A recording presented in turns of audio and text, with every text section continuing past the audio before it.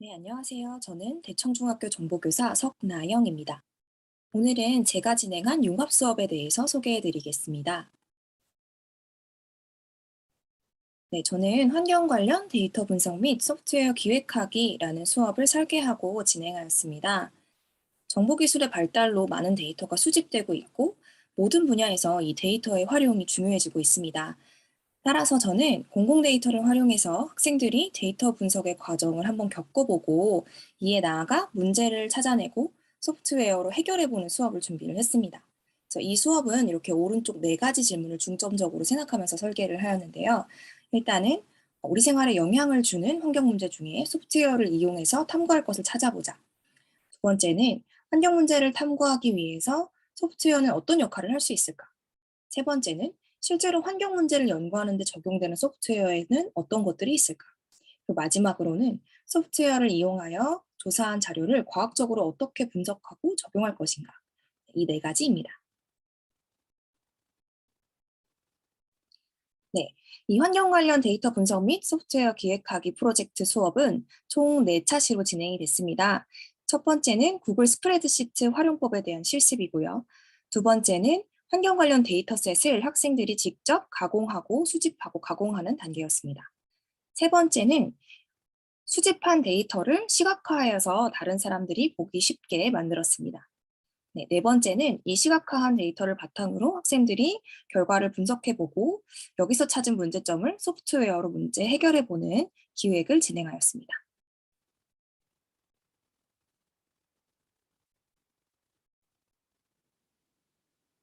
네, 이 프로젝트는 전부 다 구글 클래스룸 기반으로 진행이 됐고요. 저는 이제 온라인, 오프라인 둘 다 이제 번갈아 가면서 진행을 했는데, 이제 등교 수업일 때는 오프라인 컴퓨터실에서 진행을 했고, 온라인일 때는 줌을 활용한 실시간 쌍방향 수업으로 진행을 했습니다. 이렇게 총 4차시, 위에 3차시, 이렇게 보면 4차시 동안 이제 연속해서 진행을 했습니다. 네, 첫 번째 시간에는 구글 스프레드시트 실습을 좀 진행을 했는데요. 먼저 첫 번째 학생들이 이제 빅데이터나 데이터 사이언스에 대한 개념을 간단하게 설명을 하고 전반적으로 우리 생활에서 데이터를 분석하는 과정에 대해서 얘기를 했습니다. 그래서 데이터 분석 과정이 이렇게 진행이 되고 우리는 여기에다가 스토리텔링에서 문제점을 찾아서 소프트웨어를 기획하는 과정까지 함께 진행을 할 거다. 그래서 프로젝트 전반적인 이야기를 얘기를 해줬습니다. 네, 그다음에 스프레드시트 실습을 진행을 했는데요. 학생들이 아무래도 이 구글 스프레드시트를 안 써본 학생들도 있기 때문에 간단하게 기능들을 직접 한번 실행해 볼 수 있게 이렇게 자료를 준비를 했습니다. 네, 이 구글 스프레드시트는 학생마다 다 하나씩 할당이 됐고요. 여기서 이제 필요 없는 부분을 삭제를 한다든지 아니면은 드래그해서 원하는 부분을 차트로 만든다든지 간단하게 이제 실습 몇 가지를 준비를 해서 학생들하고 진행을 했습니다. 네, 그다음에 실습한 내용에 대해서 학생들이 이런 질문에 대해서 또 대답을 해볼 수 있는 시간을 주었습니다. 네, 두 번째, 세 번째는 환경 관련 데이터 세트 선정하고 가공한 다음에 이제 시각화하는 과정을 거쳤는데요. 먼저 이제 학생들에게 공공 데이터에 대한 설명을 해줬어요. 근데 아무래도 중학생이다 보니까 공공 데이터에서 내가 원하는 데이터를 찾는 과정도 시간이 오래 걸려서 이제 환경 관련 데이터를 교사가 제가 직접 몇 가지를 뽑아서 데이터셋을 만들었습니다. 그래서 학생들에게 이제 오늘 그 데이터셋을 어떻게 수정을 해보고 내가 원하는 데이터를 그 중에서 뽑아낼 건지 그거를 2차 시에서 설명을 했고요. 다음에 3차 시에서는 다양한 시각화 형태에 대해서 먼저 안내를 했습니다. 조금 더 자세하게 설명을 드릴게요. 네, 2차 시에서 이 부분은 어, 이렇게 학생들한테 또 구글 스프레드시트랑 다음에 예시까지 이렇게 함께 제공을 했고요. 오른쪽 부분이 환경 관련 데이터 세트인데요. 제가 공공 데이터 포털에서 몇 가지 이제 유용한 데이터들을 뽑아가서 미세먼지나 아니면 토양 오염 등등등 환경과 관련된 데이터셋을 저의 나름대로 스프레드시트 하나에 만들었습니다. 그래서 학생들이 공공 데이터 포털에 직접 들어가서 내가 원하는 데이터를 가져오는 것도 좋지만 그러기에는 이제 시간이 굉장히 오래 걸릴 것 같아서 제가 직접 이렇게 준비를 했고 그다음에 공공 데이터 사이트라는 곳에서 가져왔다라고 안내를 했습니다. 네, 그래서 학생들이 직접 이제 이런 데이터들, 하천 수생태계, 뭐 기상 지점별 통계 이런 데이터들을 보면서 자기가 필요한 거를 찾아보고요. 관심 있는, 이 중에서 관심 있는 데이터를 찾아보고 이렇게 오른쪽에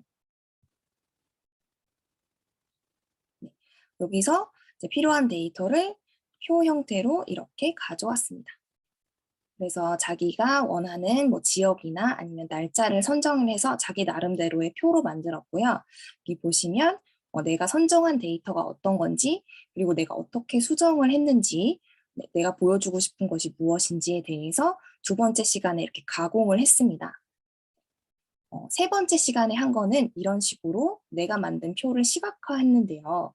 아무래도 표 형태로는 다른 사람이 봤을 때 그 데이터가 뭘 나타내는지 보기 쉽지 않잖아요. 그래서 학생들마다 어떤 데이터를 선정했는지가 다르니까 내 데이터를 잘 표현하는 시각화 형태로 나타내라 라고 얘기를 했고요. 학생들마다 이런 식으로 본인이 원하는 데이터를 시각화해서 나타냈습니다.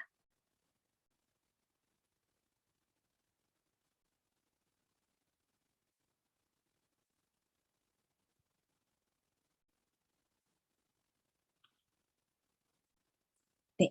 마지막 차시에는 이제 이전 시간에 저희가 활용했던 학생들이 만들었던 시각화 자료를 사용해서 스토리텔링을 해보고 그 안에서 문제를 찾아서 소프트웨어적으로 해결해보자 라는 이야기를 했습니다.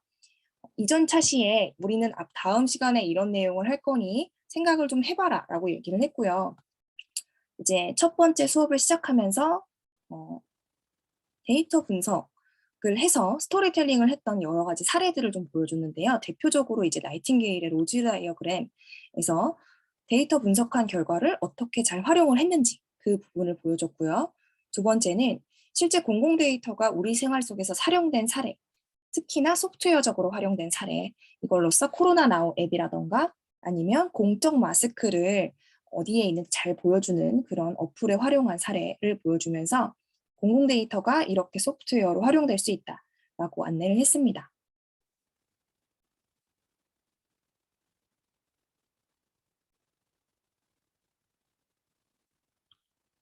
네, 그래서 이렇게 학생들에게 이제 샘플 구글 슬라이드 이제 양식을 주고 학생들이 구글 문서 슬라이드에서 작성을 해서 제출을 하는 과정이었는데요.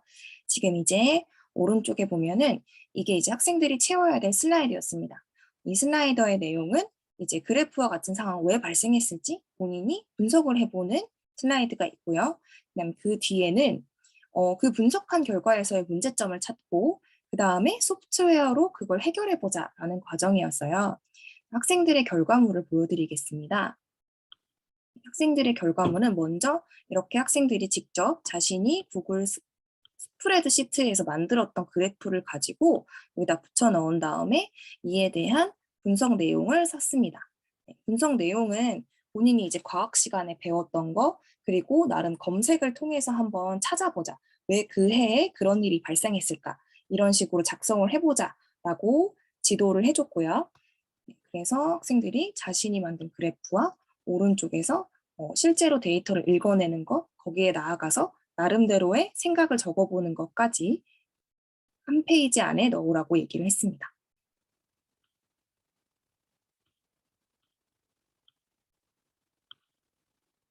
네, 그다음에 이것을 바탕으로 이제 소프트웨어를 기획해 보라고 했는데요.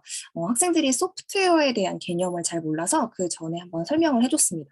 하드웨어가 아니고 우리가 사용하는 프로그램들을 소프트웨어라고 하고 이 소프트웨어에 대해서 먼저 어렵게 생각할 게 아니라 우리가 사용하는 어플이나 홈페이지나 아니면 그냥 프로그램 같은 거 모든 걸 이용을 하니 본인이 소프트웨어를 기획을 해보고 이에 대한 화면을 한번 그려보자. 라는 수업이었고요. 네, 마지막 차시에 이렇게 학생들이 소프트웨어의 이름하고 어떤 기능인지 그리고 왜 필요한지는 이제 문제를 찾은 거였죠. 그 다음에 이 화면에 대해서 기획한 내용입니다.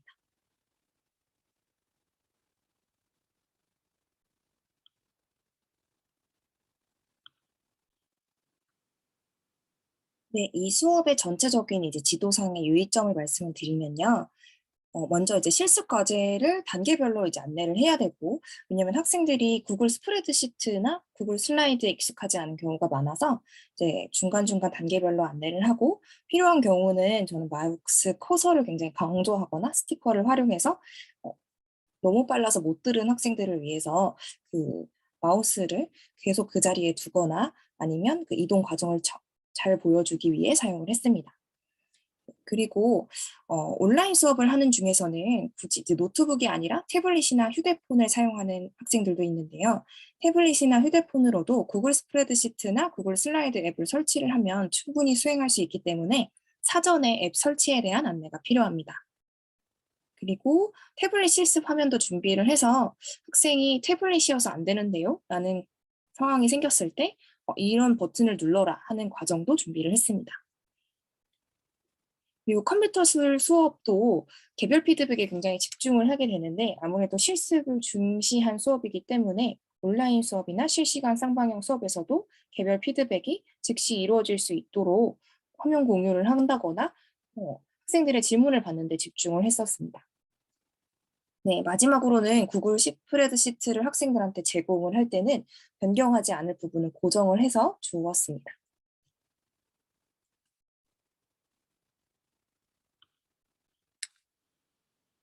네, 여기까지 환경 관련 데이터 분석 및 소프트웨어 기획하기 수업에 대한 안내를 마치겠습니다. 감사합니다.